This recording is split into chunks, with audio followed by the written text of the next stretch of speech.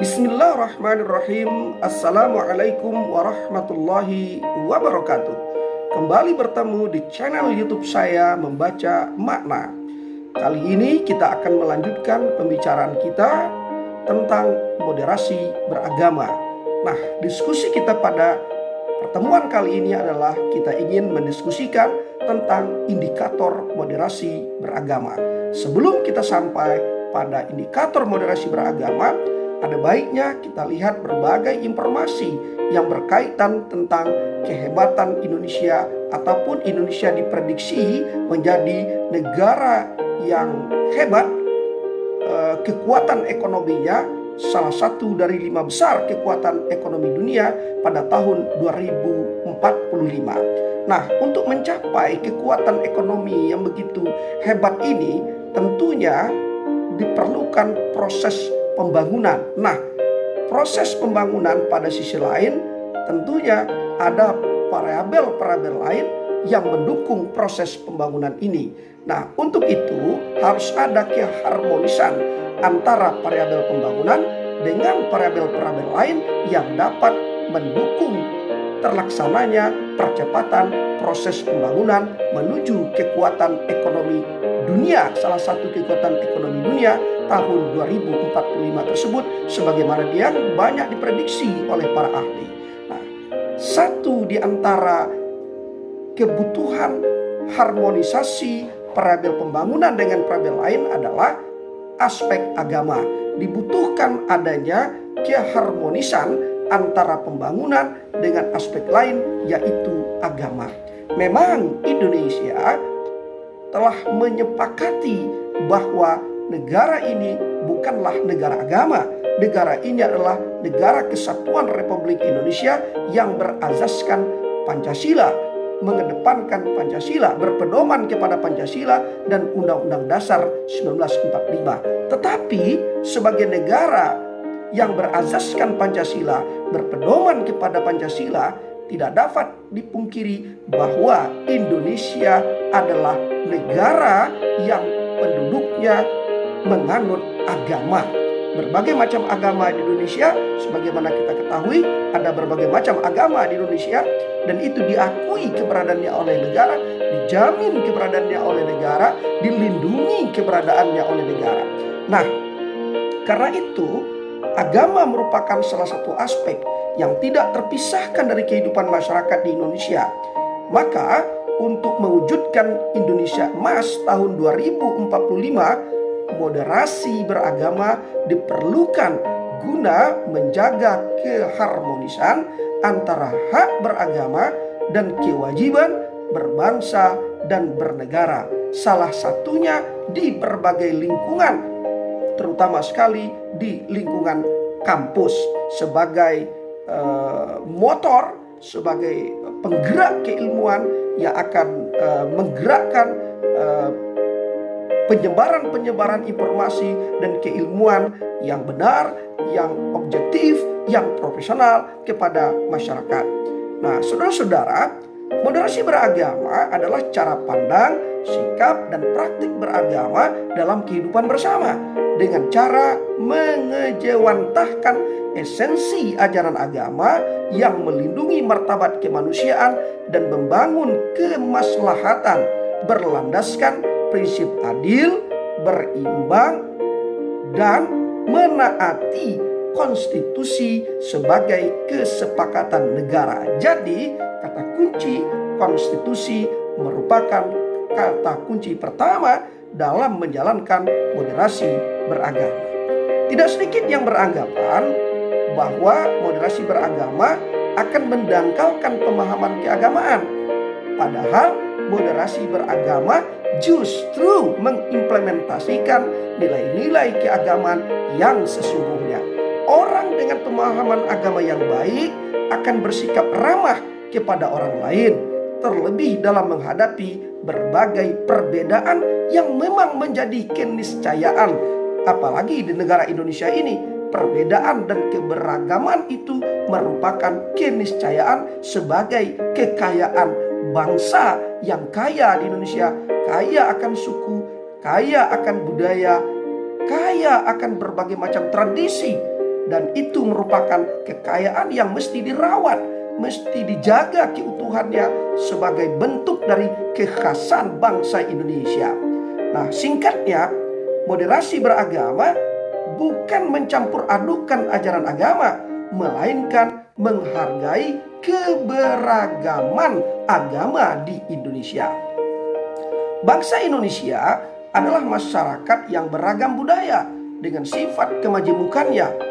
Keragaman mencakup perbedaan budaya seperti yang saya katakan tadi, agama, ras, bahasa, suku, tradisi, dan sebagainya. Meskipun negara kita bukan negara agama, tetapi masyarakat sangat lekat kehidupannya dengan kehidupan beragama dan kemerdekaan beragama. Dan itu seperti yang saya nyatakan di atas, dijamin oleh negara. Coba kita perhatikan, sila pertama dari Pancasila adalah ketuhanan yang Maha Esa, menunjukkan bahwa sistem negara kita ini berdasarkan pada prinsip, ajaran, dan tata nilai agama-agama yang ada di Indonesia. Maka menjaga keseimbangan antara hak beragama dan komitmen kebangsaan menjadi tantangan bagi setiap warga negara. Moderasi beragama merupakan perekat antara semangat beragama dan komitmen berbangsa. Di Indonesia, beragama pada hakikatnya adalah berindonesia. Berindonesia itu pada hakikatnya adalah beragama.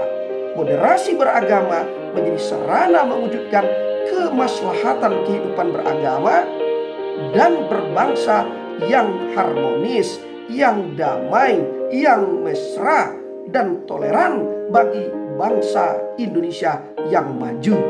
Nah, saudara-saudara, penguatan moderasi beragama menjadi salah satu indikator utama sebagai upaya membangun kebudayaan dan karakter bangsa. Moderasi beragama juga menjadi salah satu prioritas di rencana pembangunan jangka menengah nasional Kementerian Agama tahun 2020-2024. Jadi, moderasi beragama adalah cara hidup untuk rukun, saling menghormati, menjaga dan bertoleransi tanpa harus menimbulkan konflik karena perbedaan yang ada. Dengan penguatan moderasi beragama diharapkan agar umat beragama dapat memposisikan diri secara tepat dalam masyarakat multi religius sehingga terjadi keharmonisan sosial dan keseimbangan kehidupan sosial. Saudara-saudara, keberhasilan moderasi beragama dalam kehidupan masyarakat Indonesia dapat terlihat setidak-tidaknya ada 4 indikator, di mana keempat indikator ini saling selaras dan saling bertautan. Yang pertama, komitmen kebangsaan. Penerimaan terhadap prinsip-prinsip berbangsa yang tertuang dalam konstitusi kita, Pancasila, Undang-Undang Dasar 45, serta diturunkan ke dalam regulasi-regulasi di bawahnya merupakan indikator utama terjadinya keharmonisasi dalam pelaksanaan atau keberhasilan moderasi beragama. Itu yang pertama. Yang kedua, toleransi. Menghormati perbedaan dan memberi ruang orang lain untuk berkeyakinan, mengekspresikan keyakinannya dan menyampaikan pendapat, menghargai kesetaraan dan kesediaan untuk bekerja sama merupakan toleransi yang sangat dibutuhkan agar terjadinya keharmonisan dalam kehidupan sosial, dalam kehidupan berbudaya menuju bangsa yang berperadaban. Yang ketiga, indikator yang ketiga, anti kekerasan. Menolak tindakan seseorang atau kelompok tertentu yang menggunakan cara-cara kekerasan baik secara fisik maupun verbal dalam mengusung perubahan yang diinginkan. Perubahan itu perlu, perubahan itu penting, tetapi perubahan-perubahan yang dilakukan tidak boleh untuk melanggar konstitusi negara. Perubahan-perubahan yang dilakukan adalah perubahan untuk kemaslahatan umat, untuk kemaslahatan rakyat, untuk kemaslahatan bangsa. Dan perubahan-perubahan itu dilakukan tidak boleh secara frontal, tidak boleh memaksakan kehendak, memaksakan kebenaran diri, memaksakan kebenaran kelompok kepada orang lain. Nah, yang indikator terakhir adalah penerimaan terhadap tradisi. Tidak dapat kita pungkiri bahwa Indonesia kaya dengan tradisi, Indonesia kaya dengan budaya, kaya dengan adat istiadat. Maka ramah dalam penerimaan tradisi dan budaya lokal dalam perilaku keagamaannya sejauh tidak bertentangan dengan ajaran pokok ajaran agama, itu merupakan keniscayaan yang perlu dirawat, yang perlu dihormati, yang perlu dijaga. Nah, saudara-saudara, kebebasan beragama yang ada dalam masyarakat kita bukanlah kebebasan agama yang tidak beraturan, tetapi adanya sikap saling menghormati satu sama lain atas nama kemanusiaan, keharmonisan dalam konteks kehidupan antar umat beragama dan berkeyakinan akan menjadi landasan utama bagi terwujudnya kerukunan dalam masyarakat yang majemuk seperti di Indonesia. Nah, saudara-saudara, mari kita merujuk pada sebuah berita di media online, yaitu republika.co.id. Ini belum lama dirilis pada tanggal 9 Februari tahun 2022. Berita ini tentang Kementerian Agama RI jelaskan beda moderasi beragama dengan moderasi agama. Nah, di sini ada pernyataan dari Direktur Jenderal Bimbingan Masyarakat Islam Kementerian Agama Kemenak, yaitu Profesor Kamarudin Amin, menjelaskan konsep moderasi beragama berbeda dengan moderasi agama. Ia menegaskan agama tidak perlu dimoderasi karena agama itu sendiri telah mengajarkan prinsip moderasi, keadilan, dan keseimbangan. Dalam realitas kehidupan masyarakat yang sangat multikultural, dibutuhkan paham keagamaan yang moderat. Sementara prinsip moderasi beragama adalah sikap atau cara pandang perilaku beragama yang moderat, toleran, menghargai perbedaan, dan selalu mengejawantahkan kemaslahatan bersama. Pengejawantahan kemaslahatan bersama yaitu menghadirkan manfaat dan mencegah mudarat. Kita harus menghargai esensi atau substansi ajaran agama itu sendiri. Di antaranya menghargai kemanusiaan. Misalnya kita berbeda agama, berbeda suku, berbeda bahasa dan budaya, tetapi kita sesama manusia harus saling menghormati. Kita sesama anak bangsa harus saling menguatkan, harus saling menjaga. Apalagi Islam mengajarkan untuk menjunjung tinggi nilai-nilai kemanusiaan. Agama harus mampu diterjemahkan dalam kehidupan bersama, baik sesama maupun berbeda agama. Nah, Profesor Kamarudin Amin menambahkan, moderasi beragama adalah cara beragama yang direfleksikan oleh semua pihak, bukan hanya oleh umat Islam saja, tapi juga oleh umat beragama yang lain. Sebagai warga negara Indonesia, kita harus mampu menerjemahkan agama sebagai basis yang merefleksikan kesejukan, perdamaian, menghindari konflik. Itulah yang dimaksud dengan moderasi beragama ditambahkan oleh beliau. Jadi menurut beliau, sebagai warga negara Indonesia, kita harus mampu menerjemahkan agama sebagai basis yang mampu merefleksikan kesejukan, perdamaian, dan terutama sekali menghindari konflik. Nah, saudara-saudara, konsep moderasi beragama berbeda dengan moderasi agama.